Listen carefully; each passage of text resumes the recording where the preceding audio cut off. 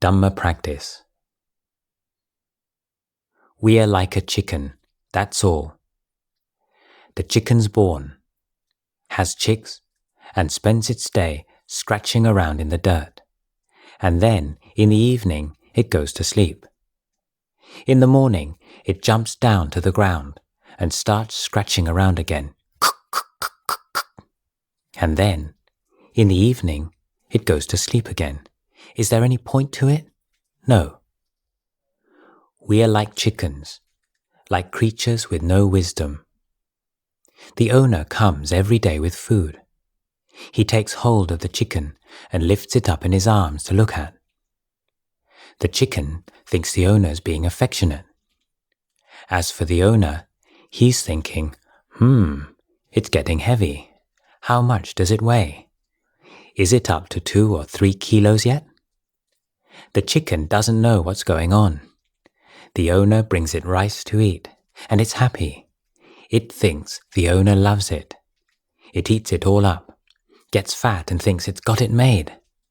But as soon as the chicken weighs 2 or 3 kilos, that's it, off to the market. That's how most people lead their lives. They don't see the danger, they're deluded just like the chicken.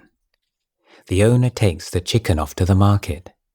It's in the back of a truck, and it's still clucking, quack, quack, quack, having a great time.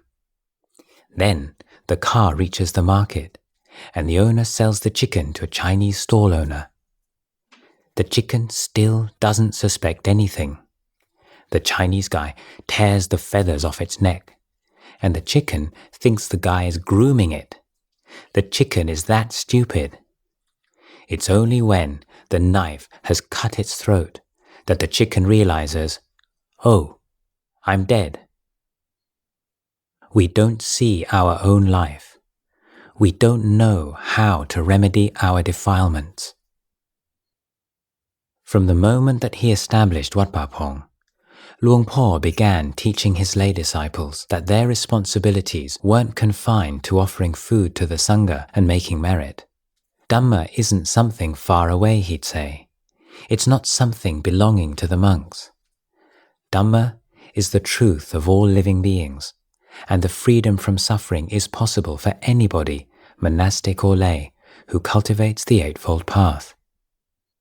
Everyone, monastics and lay Buddhists, have an equal opportunity to practice Dhamma and to reflect on it. And the Dhamma which monastics and lay meditators reflect on is the same Dhamma and leads to the same peace by the same means. Practicing Dhamma was the way to make the best possible use of a human birth that was rare and precious. He said that procrastinating about the effort to cultivate one's mind and then lamenting about it when you were already old and approaching death was like being an incompetent gardener. You plant beans, melons, pumpkins, green beans, and so on.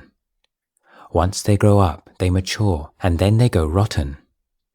Knowing that, you pick them before that happens, don't you? If you want to cook and eat them, or sell or barter them, so that you derive some benefit from them, then do it in a timely way.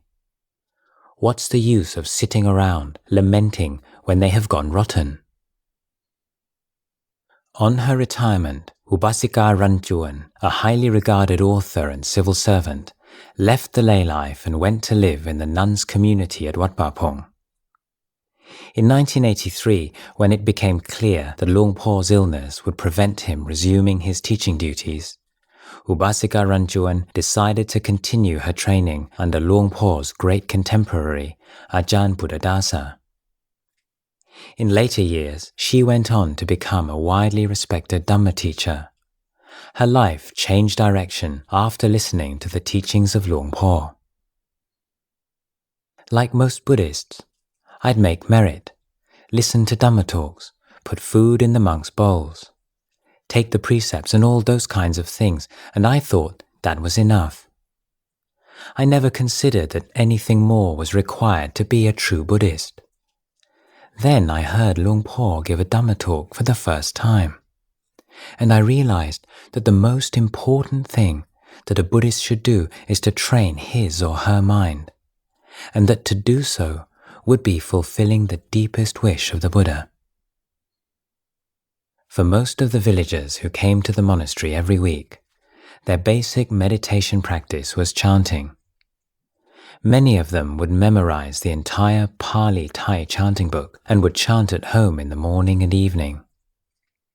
It was a calming practice, one that could bring joy into the mind, and the Thai translations provided them with key teachings at their fingertips. But Luang Por encouraged them to practice sitting meditation as well, and to cultivate a more profound understanding of their lives. Don't forget to meditate on the mantra Buddho, and to reflect on head hair, body hair, nails, teeth and skin, so as to see the fragility and the impermanence of the physical body. Think about it, reflect on it continually. When your thinking is correct, then your mind will be at ease. Undesirable consequences will disappear, and there will be no suffering.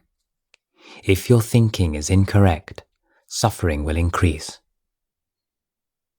In Dhamma books written in English, a handy distinction is made between the Pali word Dhamma, written with a capital D, which usually means the truth of things, the teachings and practices that lead towards the realization of that truth, and Dhamma, written with a lowercase d, meaning thing.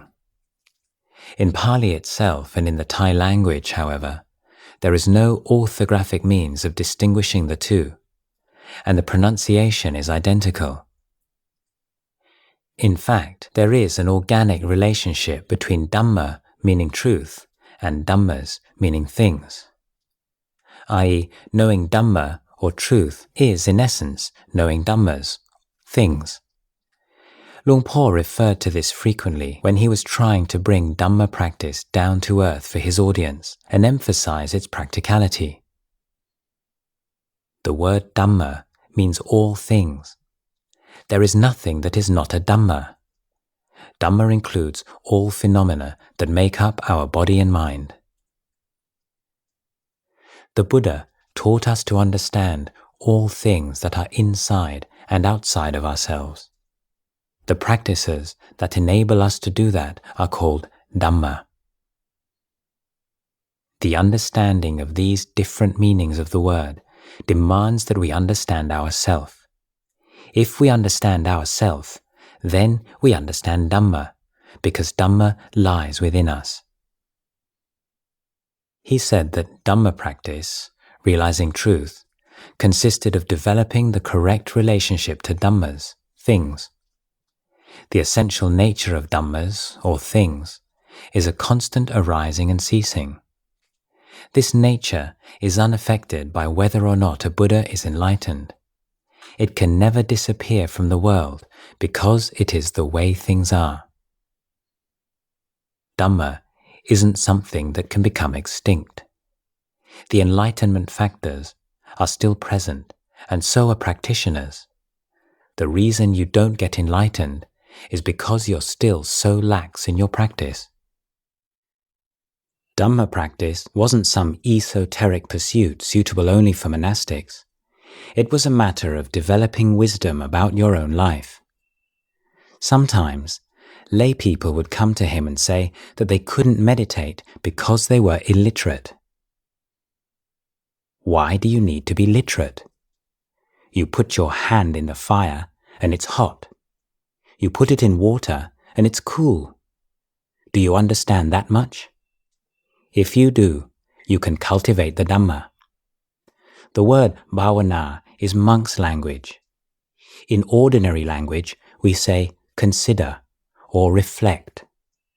Just know whatever arises in your mind. When anger arises in your mind, are you aware of it? Greed arises. Are you aware of it? What's it like to be angry? What's it like to feel desire? Just keep looking at that. What else did you think it was about? If you can move and breathe, if you know the difference between hot and cold, and between liking and disliking, then you can still practice the Dhamma, because the Dhamma appears in this very body and mind. Don't think the Dhamma is a long way away. It's with us. It's about nothing else but us. Just look. One moment you're happy, and the next you're sad. One moment you're satisfied, and the next you're not. Then you're getting angry with that person and hating this one. That's all Dhamma. Nothing belongs to us. We don't even belong to us. In the end, we disintegrate according to the law of impermanence. Head hair, body hair, nails, teeth, skin. If you contemplate these things well, then you will see them in their true light. These things are not ours, because they're not under our control. The whole body is the same. When it wants to hurt, it hurts. When it wants to get old, it gets old. And when it wants to die, then it dies. It never listens to us about any of it. When you get a headache or a stomachache, has your body ever asked your permission first? Mindfulness is your business. It was mindfulness, bringing to mind, bearing in mind all that needed to be brought to and held there at any moment, that Luang Por taught was the key to the practice. In daily life, one of the most important aspects of mindfulness practice was keeping the precepts in the forefront of consciousness. The meditator had to be constantly aware of the presence or absence of defilements in the mind. When someone asked him whether it was possible to do that all day, he replied, "Right up until the day you die. All day is a bit too short a time." As long as you were breathing, you could be aware. A woman complained that she had so many tasks to see to that she did not have time to practice mindfulness as well. He said, "That is your task. Maintaining mindfulness is a task. People who are mindful perform their tasks well. If you lose your mindfulness for 2 minutes, you're crazy for 2 minutes. For 1 minute, then you're crazy for 1 minute. Not speaking harshly to anybody, that is a mindfulness practice. You need to be aware of what mindfulness is and how it functions. Are you thinking of harming others? Is your thinking wrong? Be aware of this. Others can't see your mind, but you can. With mindfulness encompassing your mind, then morality, concentration and wisdom can arise. Look into this. When you're going to say something, mindfulness is like having someone there telling you what to say who knows the implications of your words and whether you're repeating yourself. When you don't know what to do, mindfulness knows. Attana chodayattanang. You must admonish yourself. That's how you become your own refuge. Otherwise, if you think you'd like to do something that's not right, you look about from side to side. You see your mother's not around, your father's not around, there's no teacher present, nobody can see you. Okay, you do it immediately. Someone who thinks like that has already gone to the bad. You'll do something bad when nobody can see you. But what about yourself? Aren't you someone as well? Do you think it's possible to do something without this person seeing? Luang Por summarized, with constant mindfulness, everything is Dhamma. If you know the Dhamma, it's not possible to lie to yourself or others. Looking at the mind meant constantly monitoring it to see what was causing suffering. There had to be some kind of craving and attachment in the mind for suffering to arise. It's very simple. Look at where you're attached. When there's strong suffering in the mind, or so much happiness that you get carried away by it, then there's been an error. The error was in taking ownership of the mental state. By exploring where the mind is stuck, mindfulness arises. If you have constant mindfulness and alertness in every posture, then you will know right and wrong. You will know pleasure and sadness. And when you know what these things are, then you will know the method of dealing with them so that they don't cause suffering. This is how I have people learn about Samadhi. When it's time to sit, then sit for a reasonable time. That's not wrong either. Know what sitting meditation is all about. But cultivating Samadhi isn't just sitting. You must allow yourself to experience things and pass those experiences on for contemplation. So, what can you come to know through contemplation? You know that this is impermanent, unsatisfactory, and not self. Nothing is fixed. This is beautiful. I really like it. You caution yourself, it's changeful. I don't like this at all. Tell yourself, it can change, can't it? That's utterly correct. No question about that. But you go for things. I'm going to do that. It seems so cut and dried, and you're after it already. Don't do that. However much you like something, you must remember that the liking can change. You eat some foods and, oh, this is delicious. I love it. That's how you feel about it. You must reflect that the feeling is not a sure thing. Do you want to know how it's not a sure thing? Try eating your favorite food every day. Every single day. Before long, you'll be complaining that it doesn't taste so good anymore. Give it a try. Then you'll like something else instead. And that won't be a sure thing either. This needs to be taken up for contemplation. Everything's like the breath. There has to be inhalation and exhalation. The nature of the breath is to change. Everything that exists does so through this kind of change. Boxing clever. The unpredictable nature of our lives and the importance of making the best use of the time we have was a major theme of Luang Por's teachings. Death can come at any time. Luang Por would say that by refusing to face up to the truth of our inevitable death, we don't see how important it is to abandon bad qualities and develop the good. Cultivating the mind is vitally important because at the time of death, it is the goodness that we have accumulated, the merit that provides our true refuge.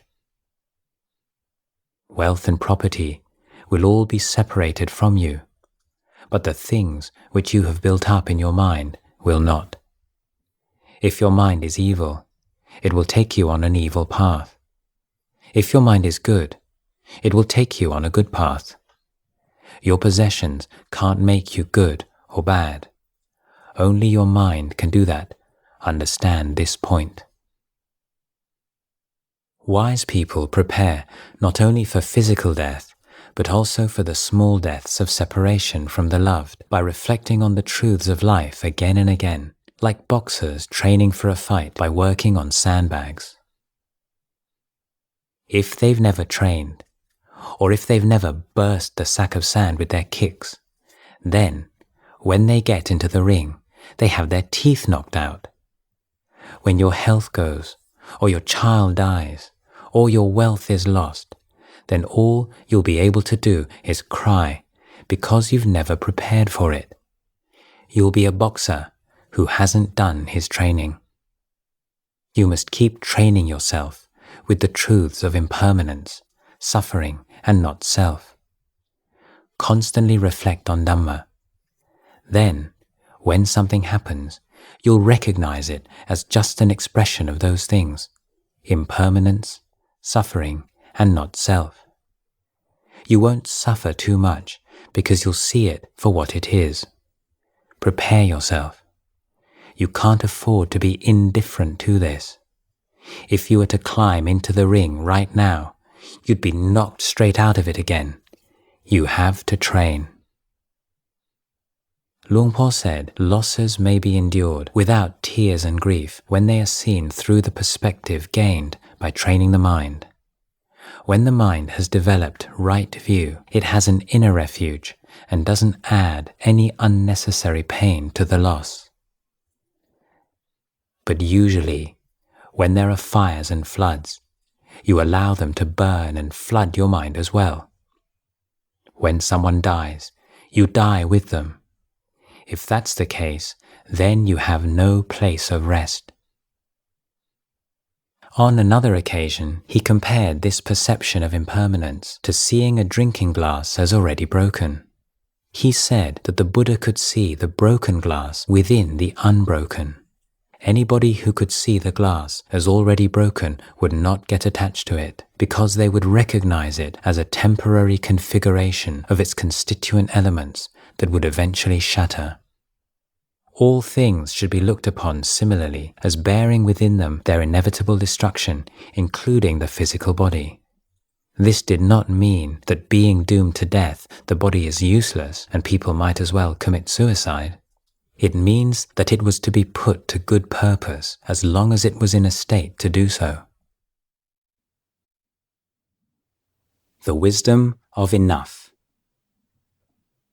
Luang Por spoke of elderly lay disciples who became discouraged and depressed by their growing inability to recall the words of the chanting texts or to learn new ones. Luang Por said that memory loss was not an obstacle to Dhamma practice, because there was far more to Dhamma than chanting. In daily life, the Dhamma was to be found from searching for the right or optimal amount in every matter. When you're eating, you need to make the mouthful of rice just the right size in order to chew it conveniently. That is Dhamma. If the mouthful is as small as a monkey apple seed, or as big as a chicken's egg, then it won't be the right size, and that won't be Dhamma. It's the same when you're making a dress or a pair of trousers. They have to be just the right size for the wearer.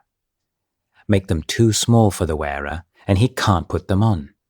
Too large, and they look ridiculous. The clothes that you wear to the monastery, if they're clean and without holes, that's fine.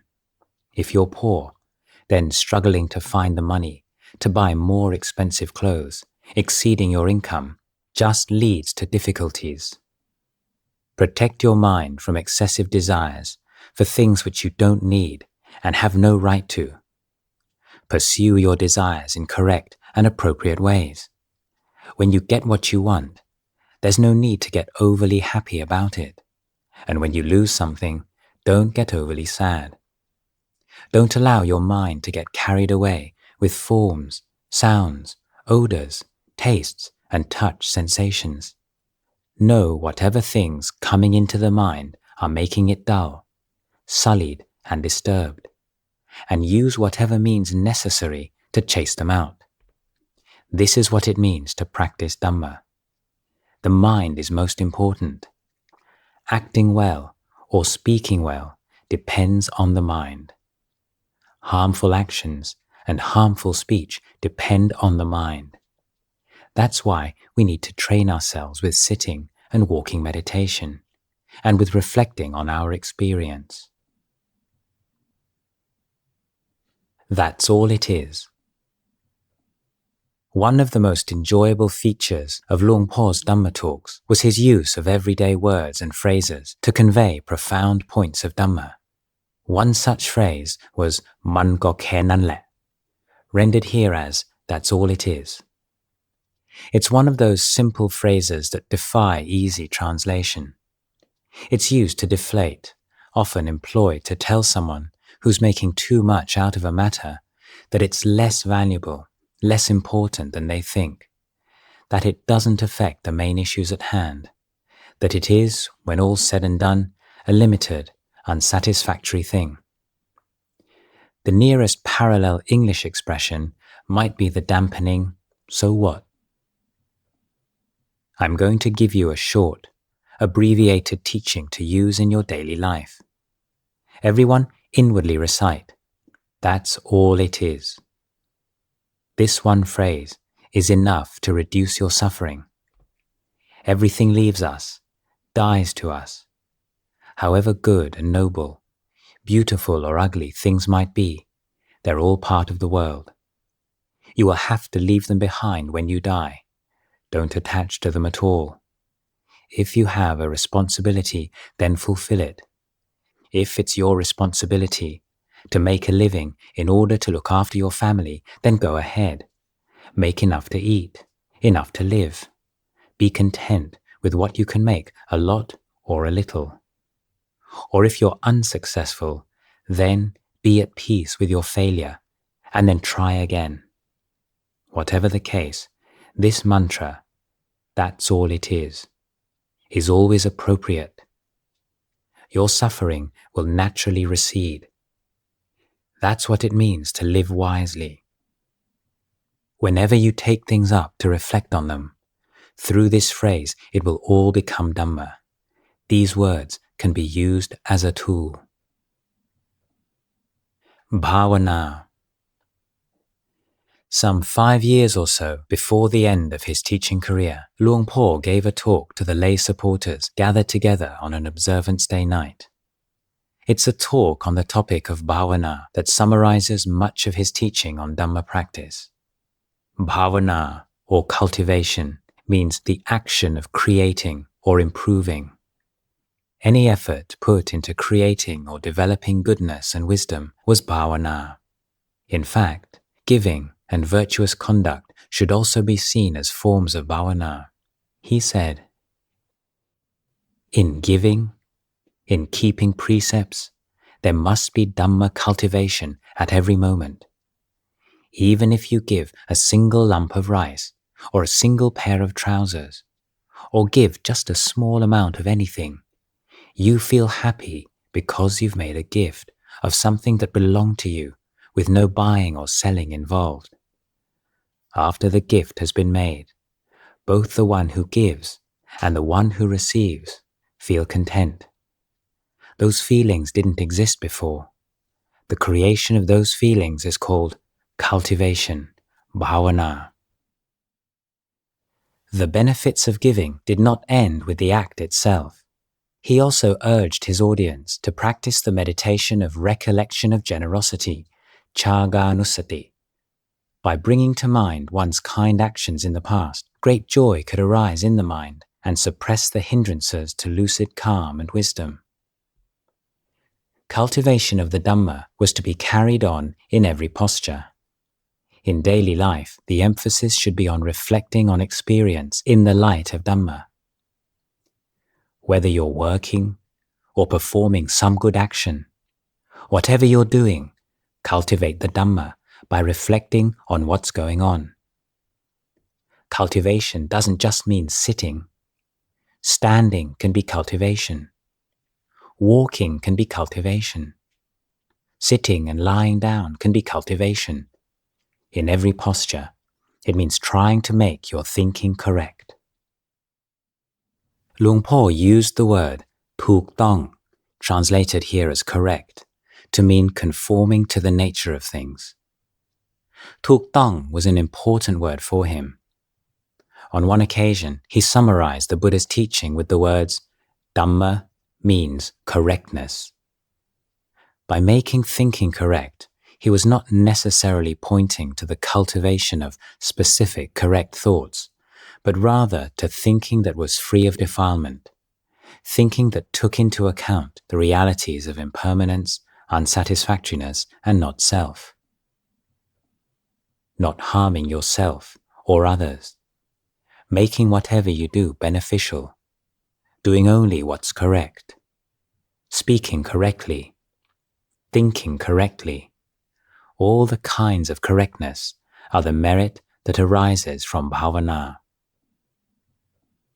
This effort to cultivate Dhamma by constantly looking at experience with the eye of wisdom is rendered here as reflection, a translation of the Thai word picharana, which has meanings ranging from investigation to consideration to contemplation.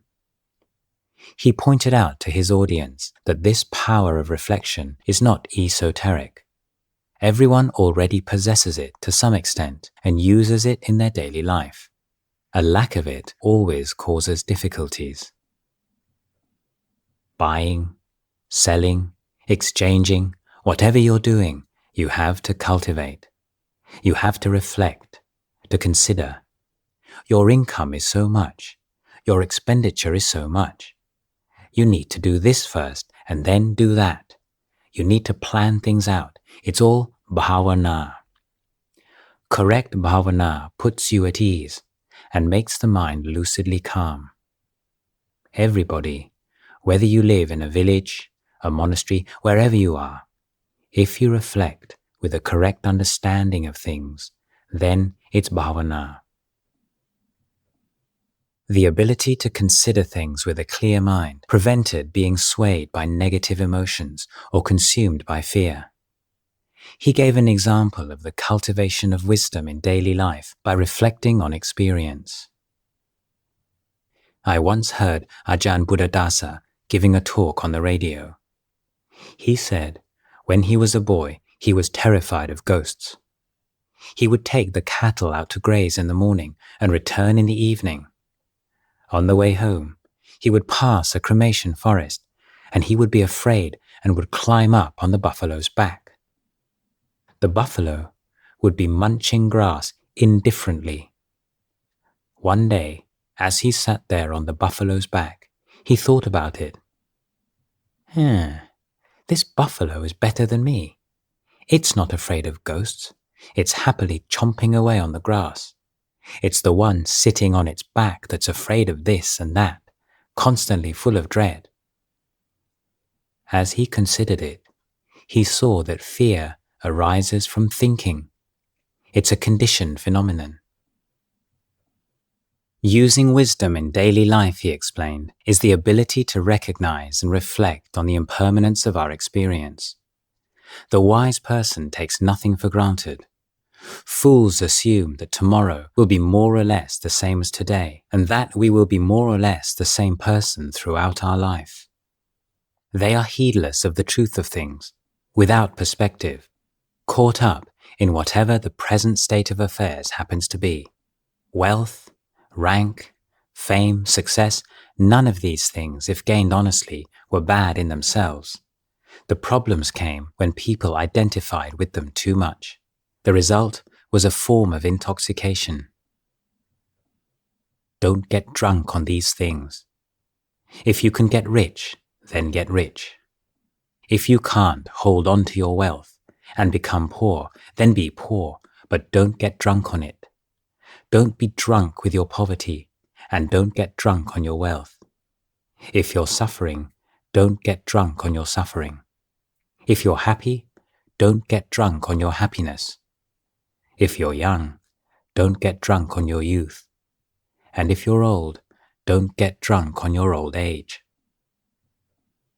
This heedlessness, the refusal to face up to these simple truths of life, that all beings are on a path to old age and death, feeds a pride and conceit that lies at the heart of human suffering. Luang Por, comparing relationships to a road, said problems arose the moment that people became lost in self-views. In this monastery, in this Dhamma hall, if anyone thinks, I'm better than you are, or you're more stupid than I am, or I'm more intelligent than you are, or you're not like me, and so on, bumps and potholes appear. Whenever anyone says or does anything, they look at each other with mistrust. But, he said, reflection on the Buddha's teachings that remind us of our common humanity will ease your anxieties and attachments. He told his audience that despite all the people sitting listening to his talk, there was just one thing really going on: the relentless, ownerless process of change. He said that the teaching that we can find nothing solid in our body or mind that is really who we are or truly belongs to us is difficult to take. People without self-awareness, hearing such words, get angry and complain that Dhamma talks on such matters are unpleasant or offensive. When you say, reflect on this, You were born to die. Life is unreliable. It's even worse. People get up and leave. They can't stand it. They think you're talking about base, inauspicious things. Things are born and then they die. The more these people hear, the more frightened they become. They don't want to listen and they leave. But the truths of life are irrefutable, and it's wise to face up to them and reflect.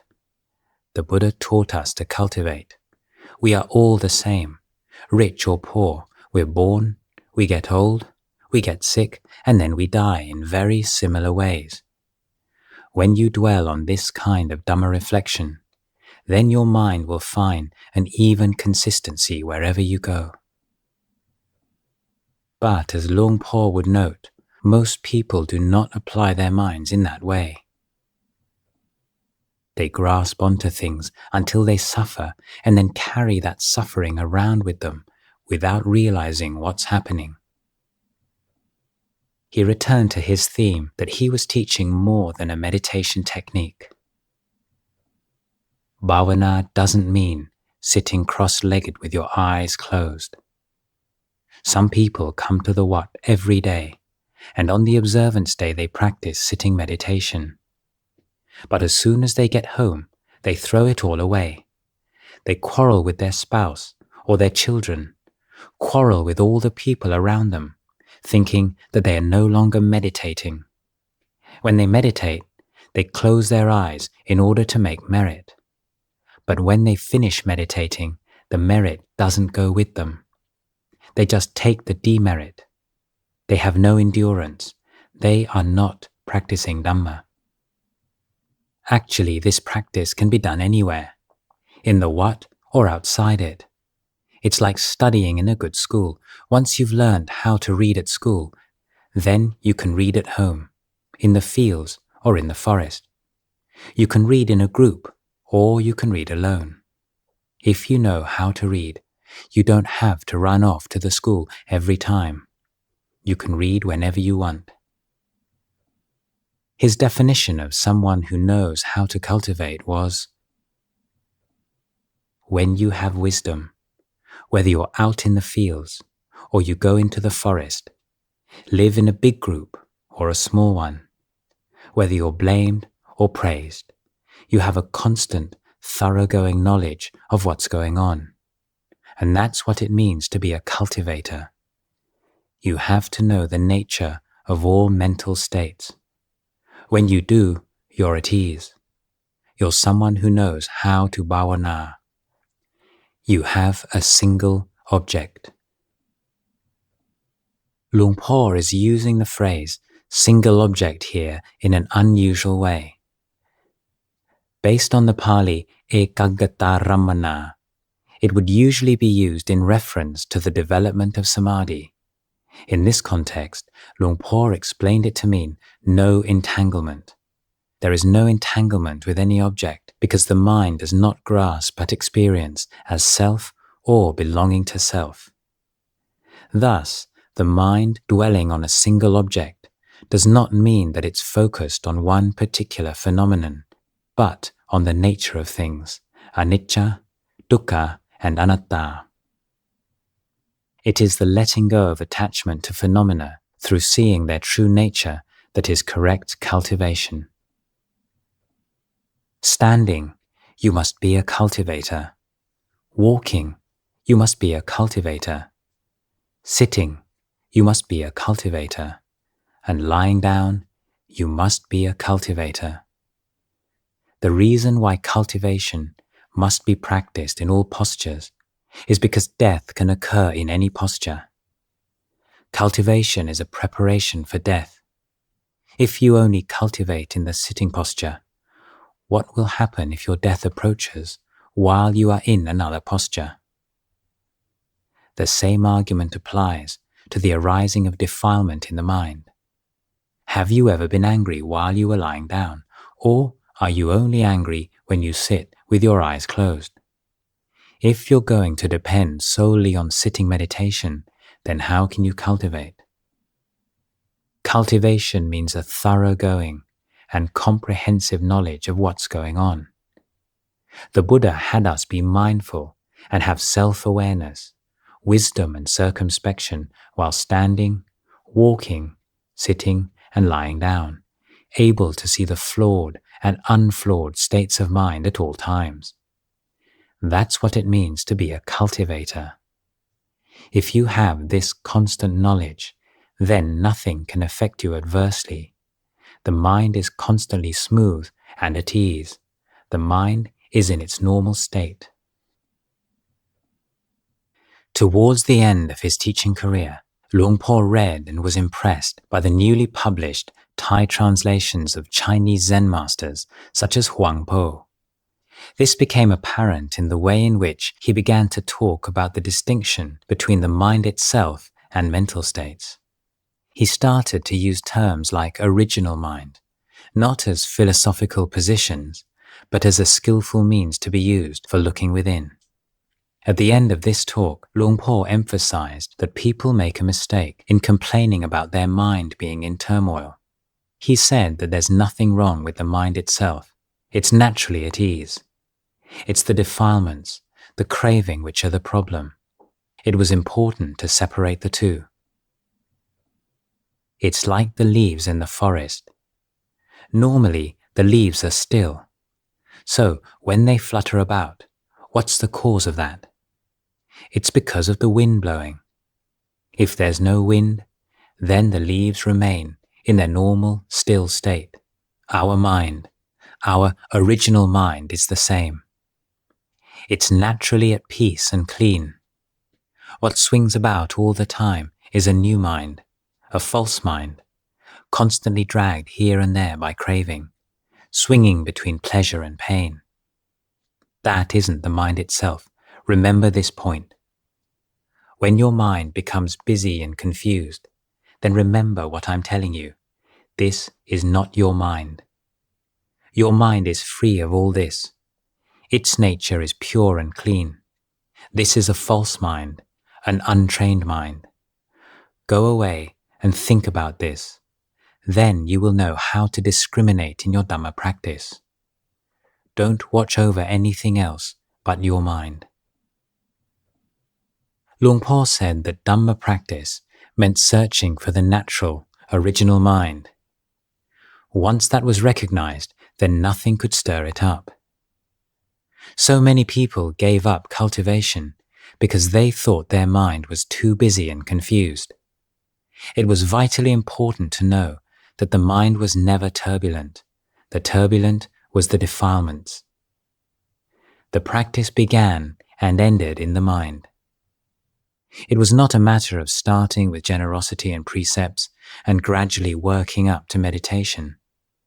Keeping the 5 precepts was necessary for keeping the mind free of disturbance, but the inner work was vital. If you reach that place where the mind is in its normal state, there will be nothing to disturb you, like leaves in a windless place. Take this away as your homework. Look into the mind. Keep removing what is not so good until you reach the leaf that no wind blows. Reach the pure mind. The Buddha said that right there lies the path to freedom from suffering.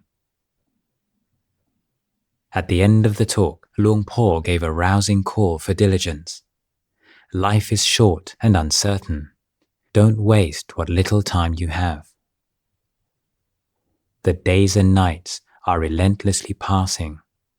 Right now, what are you doing? The Buddha bashes people like this, and they're indifferent. They don't feel anything. The days and nights are passing, never slowing down. What are you up to? What are you doing with your life? That's what he's asking. Ordinary people hear that, and they're unmoved. But people who have supporting conditions hear this, and they think, what am I doing? Am I suffering? Am I happy? What are the inner causes of that happiness? What would add to it? That's how you should be thinking. You have to practice the Dhamma in order to realize the nature of your own mind.